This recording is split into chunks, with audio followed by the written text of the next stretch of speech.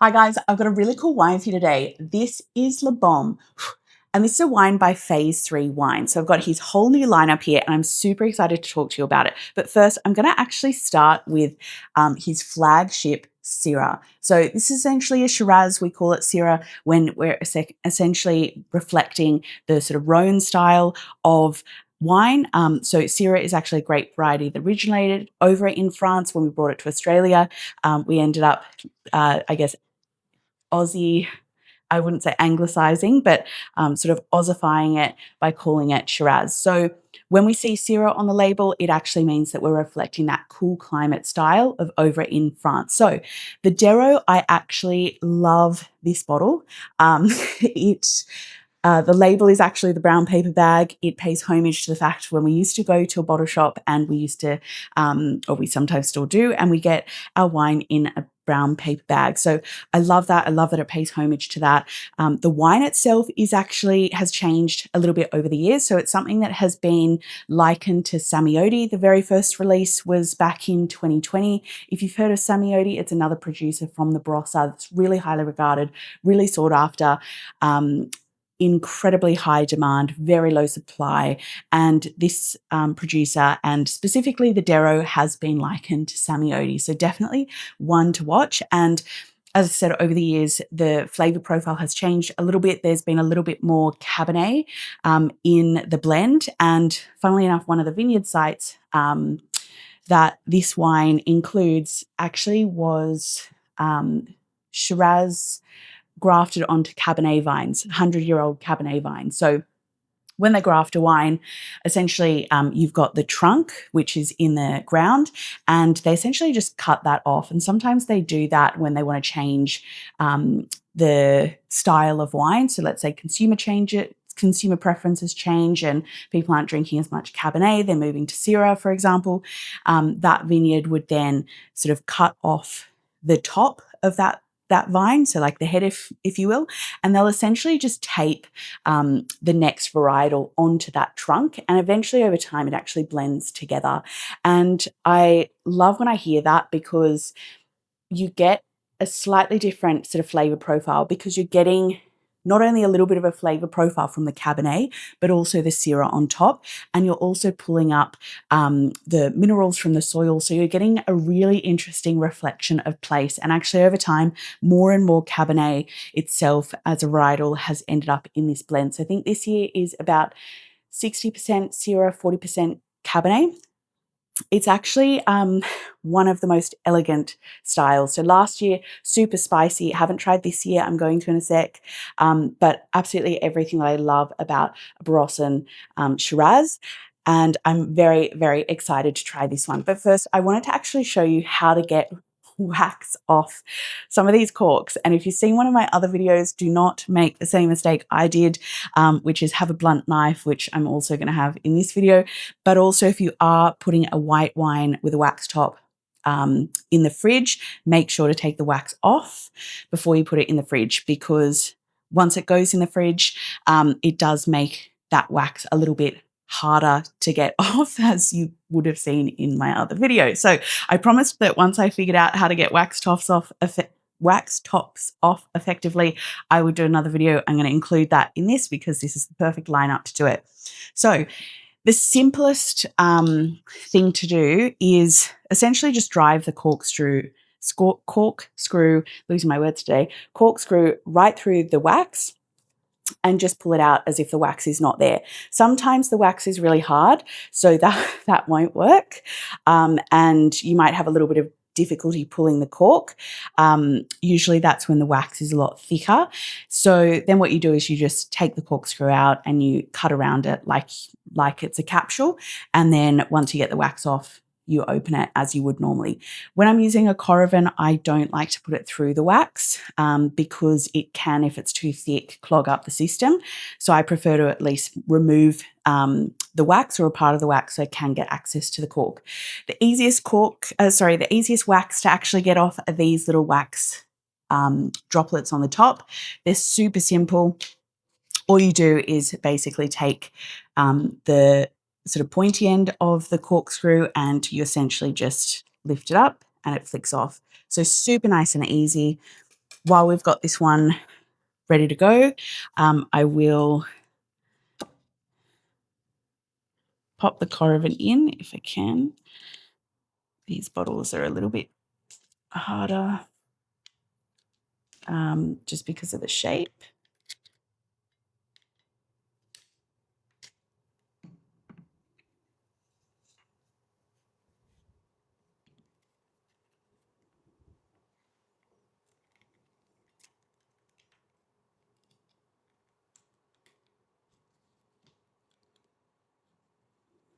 Okay, there we go. And I will pour myself a glass. So beautiful color as always. This is definitely young. I said this in last year's video as well. So you can generally always tell if a wine is young because of the color. So we get that nice purplish hue. When we have a wine that is older, it tends to go brown with age, and it tends to become a lot lighter, but beautiful color. It's not quite as deep as last year, but this was a cooler vintage. It's lower alcohol than last year as well. It's 12.8%. Beautiful smell. Still has that nice level of spice. Definitely got that freshness. Definitely can tell that it's got that acidity. Yeah, you've got some nice, nice spice. I want to say there's a little bit of a herbaceous note. Definitely the black and red fruits. Bit of pepper. Ooh, really nice. Oh, there's definitely lots in this glass.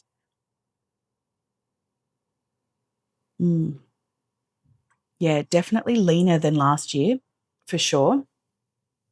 But let's taste it.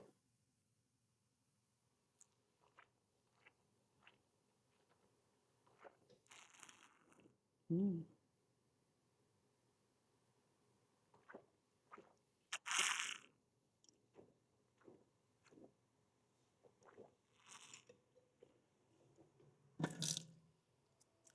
Mm. Ooh. Yeah, very different to last year. You can tell there's a little bit more Cabernet in it because there's a little bit more bite and grip in those tannins, particularly when you have the wine in your mouth. If you run your tongue above the your front teeth over the gums, you can feel those tannins. A little bit more grip. Still fine, but definitely they're more noticeable than last year. That's with the higher portion of cab. But yeah, very cool climate vibe. Very lean. Definitely not less complex, but very lean. You can tell there was a long ripening process. That acid level has stayed high.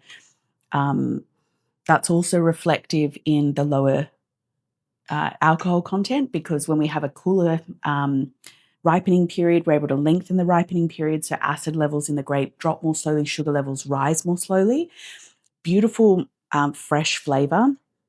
Does feel like a little bit of a herbaceous note, but that's also reflective of the cooler ripening period. So elegant. So elegant. Very different from last year. Last year was definitely heavier, more reflective of the last year's vintage. But I love the pepper that's coming through. Oh, so nice. I really like how lean it is. You can definitely smell the different complexity on the nose, but it does smell leaner, like cool climate.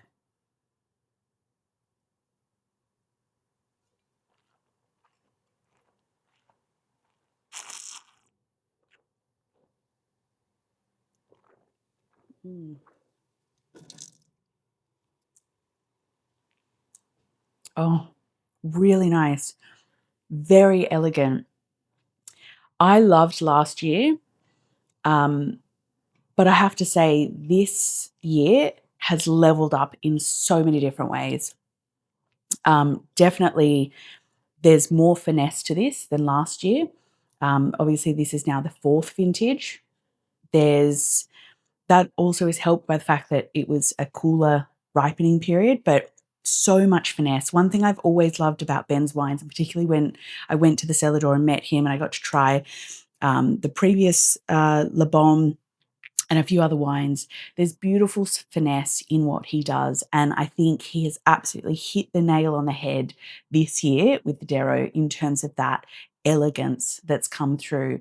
This is a winemaker that from day one of their first release, likened to Samiotti, this is a different style of wine to Samiotti. Or certainly the 2022 vintage that I had, which was more reflective of earlier Deros. This is beautifully elegant. Oh, you really can tell that there is that little bit of cab in it. I know I'm circling back to that, but I think it's coming through in the tannins more so than anything else. Beautiful elegance to that wine. I know there's a few others to talk about, and I've kind of paused on this one. So let's keep going. So we've got the home of the Dero. So actually, just to quickly wrap up on the Dero. So the Dero is a few different sites from all over the Barossa, but it does have those Hoffman old vines. So that's particularly what Samiotti is known for. So hence why it's very much likened to that. So you kind of get a reflection of Barossa Valley across the board, but definitely those higher elevation, cooler sites. The home of the Dero is actually the only wine that is made on the actual vineyard, the vineyard site that Phase 3 owns. So instead of sourcing grapes from other different vineyard sites, it's actually their home block. So they have their cellar door there, their entire production there. The whole production process is on site. So from go to woe, you're having a complete reflection of Phase 3 wines. So the home of where this producer is, what all of these wines are about. This is going to be the greatest reflection because it's the only one that has those vines from their actual home block. This is a bottle that's really low production. I think there's 280 bottles. There's 1,250 of the Dero, 280 of this. Beautiful wine. Different expression because very different sites. But I love the fact that they do a home block because, you get that smaller yield, that concentration of terroir. I think it's fantastic. And I also think they're very new release. So actually, I'll show you the label of this one too because it's really cool. So all, produced on site. And also, if you do get a chance to go down to the cellar door, it's actually a great experience. So being able to try some of the wines in barrel, some wines that they just don't release to anyone because they actually predominantly make the wine for themselves. And Ben and his family sort of have loved French wines. And so that really comes through in the Dero, beautifully elegant, very elegant style. I think that this is a wine that is definitely going to keep growing as a producer, but also in price. So you can see that just with the difference of last year's Dero and this one. I think as the reputation grows, it's no surprise that the price is also going to grow with it. But the home block, I think it's a fantastic expression of their home block in Flaxman Valley. If you get a chance to go down there, you'll see the whole setup, be able to try some of the wines that he produces that sometimes aren't actually for release. So beautiful, like amazing experience and such a great wine to reflect that whole sense of place and the care that they put into their wines and particularly their home block. And that really does show through in their home of the Dero wine. Their new wine this year, so this is the first release of Vine Garden. This is actually from 1895. So vines, ancestry vines that are from 1895. So when we have older vines, you're getting huge flavor concentration. And the reason being is when a vine ages, it starts to produce less and less grapes. So the yield naturally becomes lower. So the wine itself becomes more scarce, but the flavor concentration increases. So when a vine is producing less grapes, it means that it's not pumping all of its resources into a large number of grapes or a large volume. It's pumping them into a much smaller volume. That gives us a much higher flavor concentration. So ancestry vines, these are gnarly old vines. Gnarly basically means they're a little bit wild and crazy and old. Think of them as like grumpy old men. Probably shouldn't have said that, maybe grumpy old women, grumpy old people. And yeah, they basically kind of look after themselves. They don't need a huge amount of maintenance. They're really deeply ingrained into the soil. You get a great reflection of terroir because they've really sort of dug down deep. They've had that age to really well integrate. So when we're kind of when they're pulling up their resources and developing that great flavor profile, it's much more concentrated, not just in terms of the fruit, but the entire terroir that's coming through in that grape flavor profile. Such a fantastic wine because they're sort of gnarly old grapes and they don't need much attention. That also filters through into the winemaking process. So not a huge amount needs to be done. They did actually ferment this wine, I think it was over 5 weeks in multiple different blocks so that the wine actually really does express all of those different blocks and parcels of wine as best that it can. It's a beautiful wine, much more sort of dense in terms of flavor profile, little bit sort of similar in terms of old vine style with the Le Bon, but much more dense because you're getting that age that's coming through. So Le Bon is still old vines. That was the one I showed you at the start, which is on fire. Such a cool bottle. I think this producer has absolutely leveled up in terms of not only the quality, the finesse of the wines, but just also the presentations. Like these are incredibly cool wines. Presentation-wise, I think they really reflect their sense of place. They've got a beautiful novelty, which I think is so reflective of Ben's style, super friendly, approachable guy and producer, like lovely family that does get involved with the winemaking as well. So I think, these wines really do reflect their place and they reflect the producer and the family operation behind them. So coming back to the Le Bon, I think this is a fantastic wine, a little bit like the gnarly old vines, but obviously not as dense, different site, and also younger vines. So still old vine, but younger than the ancestry vines. And also the soil type of this one is red clay ironstone. So you get a really nice sort of mineral drive that comes through. The tasting notes for this one were actually that it's dark and broody.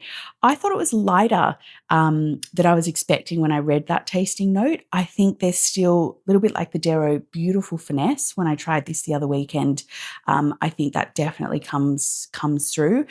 All of these wines need a good decant. The Le Bon last weekend when I had this, I was decanting it all day. So probably a good, I'd say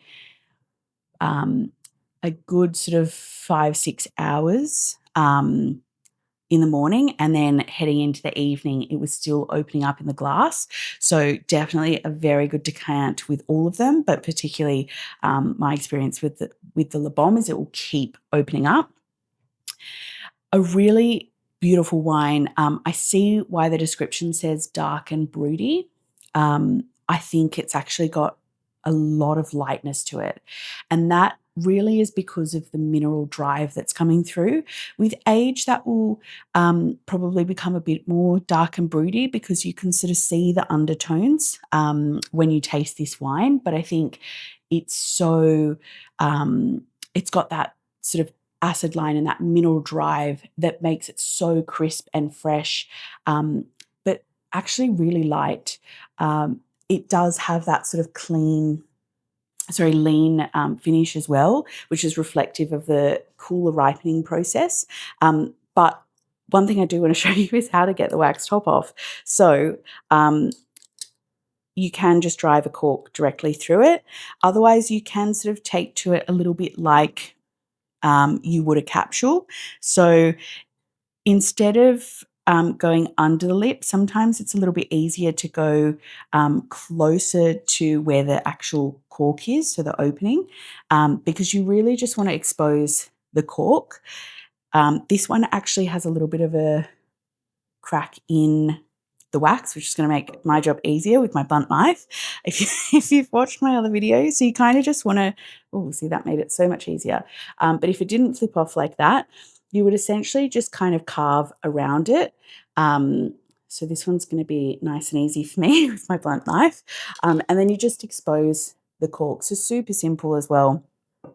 We'll actually grab another glass. I wasn't quite so prepared for this video, but yeah, I will just have this under Coravin as well. That's the only thing that is a little bit harder is the bottle shape. So you do have to kind of fiddle around a little bit with the Coravin.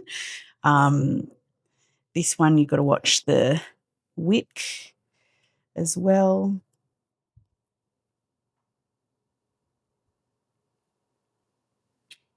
There we go. So beautiful color again. The old vines you can definitely see. Well, hopefully you can see in this video when I'm pouring it out, the color is darker and deeper than the Dero. So that is a reflection of the grapes, also the winemaking process. So we've got a blend, obviously, in the Dero. We have a single site for the Le Bombe in Greenock. We do have the older vines, which is going to change that color profile. Beautiful color. So you can probably hopefully see in this video, but still super young. Not sure that I can swirl it very well left-handed, but you can definitely see the color difference, or hopefully you can in this video.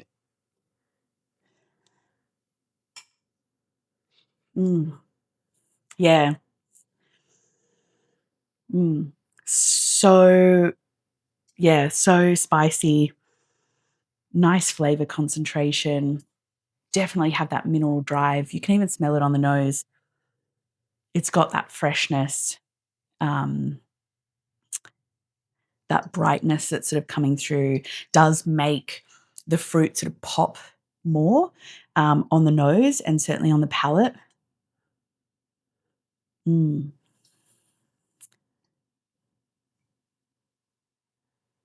Yeah, so much fruit. Definitely driven forward by that acid line and that minerality. It's just, even on the nose, it's just really driving it forward by comparison. Yeah.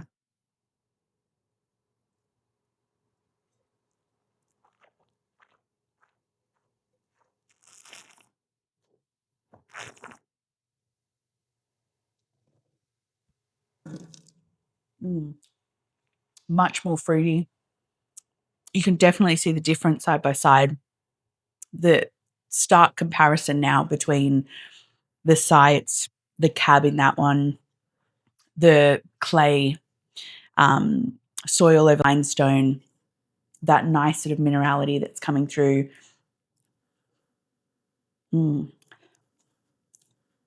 It's got a really nice level of spice. I think all of the things together, I can see why it's called Le Bombe as well, because it really does have that like wow in your mouth. Does soften. Like, this is the first time I'm having it straight out of the bottle.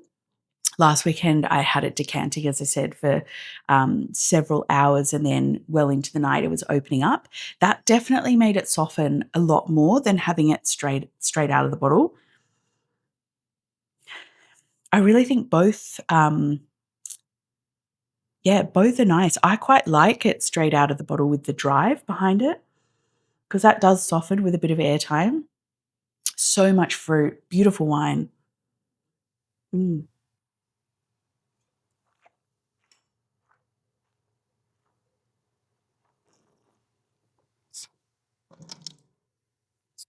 Finer tannins, definitely so much acid.